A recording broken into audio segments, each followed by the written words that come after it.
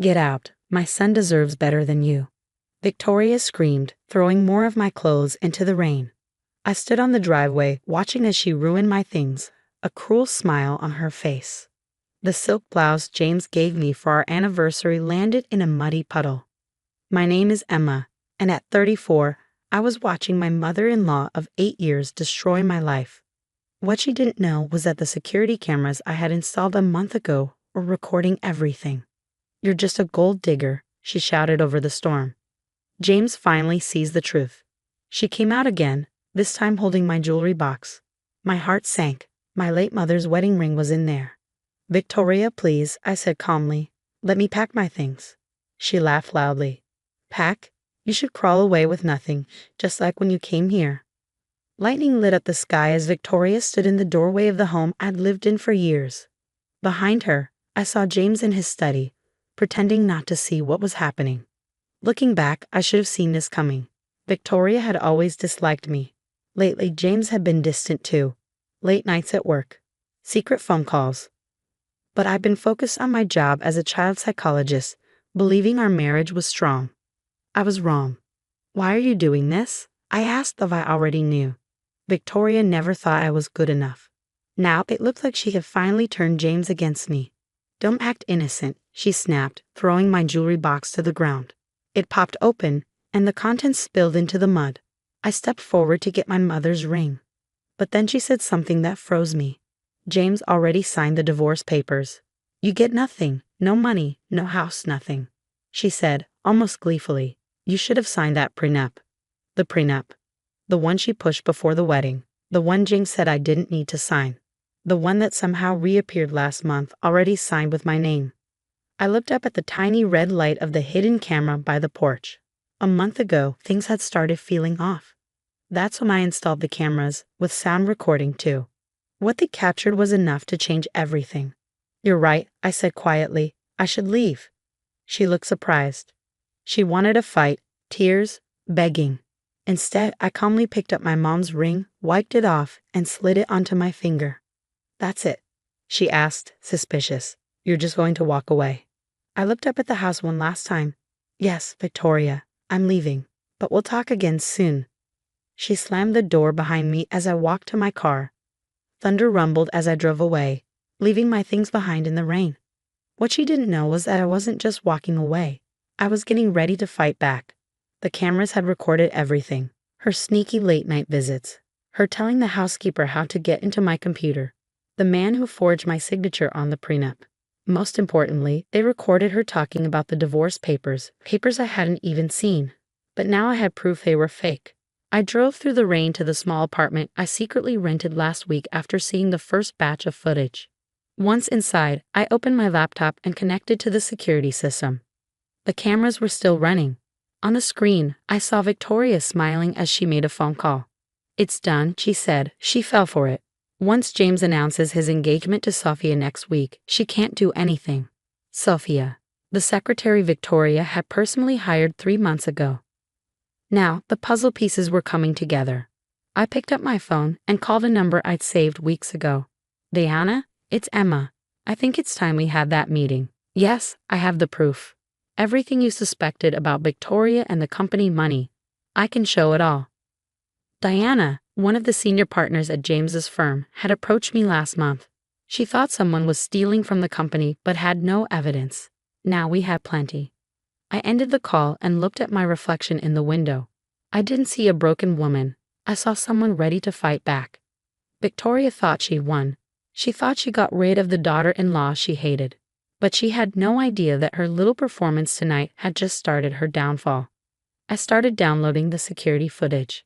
It was time to show the world who Victoria Bennett really was. The next morning, I met Diana at a small cafe, far from the office. Her face was serious as she watched the security footage on my laptop. One video showed Victoria sneaking into my home office late at night with Sophia, guiding her through my files. "She's been planning this for months," Diana said, pausing the video. "She used your login to steal private client information. She's even changed company records." She shook her head, shocked.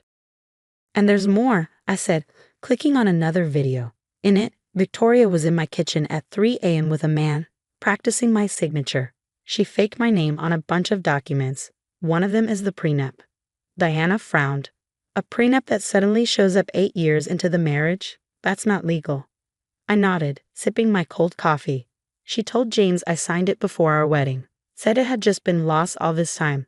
And of course, he believed her. He always believes her. The footage showed Victoria running what looked like a secret business operation, right from my house. Every clip was clear, with time and date stamps, thanks to the security system I'd set up. What made you put up cameras? Diana asked, still watching. 6 weeks ago, I noticed changes in some client files I've been working on. I said, small things, but I always double-check everything. Then I found out my passwords had been changed. Diana nodded. That's when we saw strange things in the company's finances too. Exactly, I said. Then Victoria started coming by when James was out, pretending to bring food or check on me. But she'd always hang around my office, trying to see what I was doing. The cafe was getting busy with lunch customers. Diana closed my laptop and leaned in. Emma, this isn't just family drama anymore. This is serious. Fraud, identity theft, forgery. I know, I said softly, and I think it goes deeper. She's been pushing James to become CEO ever since you said you were retiring. Now it all makes sense. Diana's face turned cold. They want him in charge before anyone finds the missing money. With Sophia by his side, they could hide everything, I said. Unless we stop them first. Diana stood up, grabbing her bag. Give me 24 hours to get the legal team ready. Don't let Victoria know anything. Let her think she's already won. Just then, my phone buzzed. A text from James. We need to talk about you picking up your things. I showed Diana. She gave a grim smile. Perfect. Keep playing along. Let them think you're heartbroken and helpless. I typed out a shaky message. Please, can we work this out? I still love you. Good, Diana said, reading it. Overconfident people make mistakes. After she left, I sat in a cafe a while longer, watching happy families and couples around me. 8 years of marriage gone just like that. Or maybe it had been falling apart for a long time, and I just hadn't wanted to see it. Another message buzzed on my phone, this one from Victoria.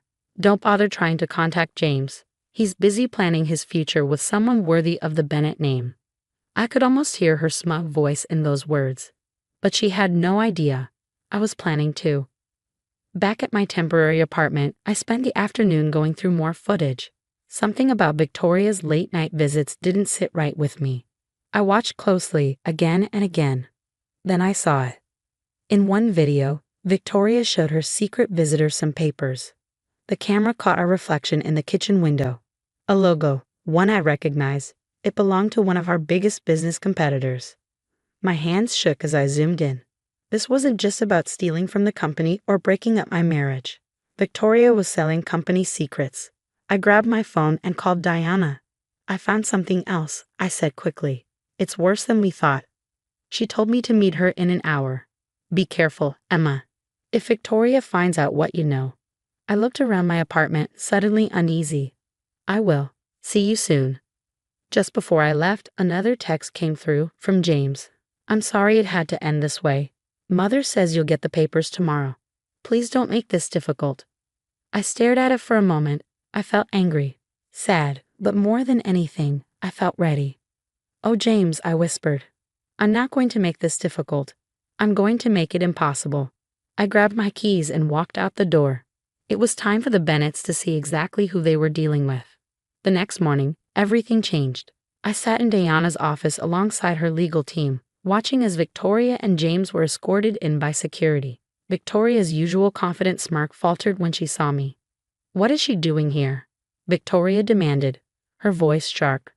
James, we should leave. Actually, Diana said, standing up, you both need to stay. Emma has something interesting to show you. I connected my laptop to the conference room screen. Victoria's face drained of color as the first video began playing. Her midnight meeting with our competitor's representative, clearly showing her handing over confidential documents. Turn that off, she shrieked, but James held up his hand, his eyes glued to the screen. Mother, he whispered, what did you do? More clips played. Victoria forging my signature, coaching Sophia on accessing secure files, bragging about framing me for corporate espionage. Each video was damning, each timestamp irrefutable. It's all fake, Victoria protested weakly. She's trying to destroy our family. Like you destroyed our marriage? I asked quietly. Or how about the $2 million you embezzled through fake accounts in my name? James sank into a chair, his face ashen. The prenup, the missing funds, it was all you? Diana stepped forward. We've already contacted the authorities. They're very interested in these recordings, especially the parts about selling corporate secrets. Victoria's composure cracked completely. James, you can't let them do this. I did it all for you, for your future. But James wasn't looking at his mother anymore. He was looking at me, really seeing me perhaps for the first time in years. Emma, he started, but I cut him off. Save it, James. You chose to believe her over me. You were going to let her destroy me without even asking for my side.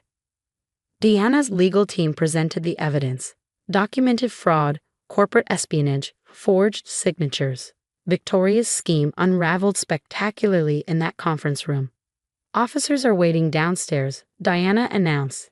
Victoria, you can either go quietly or we can make this very public. Victoria looked around wildly, like a cornered animal.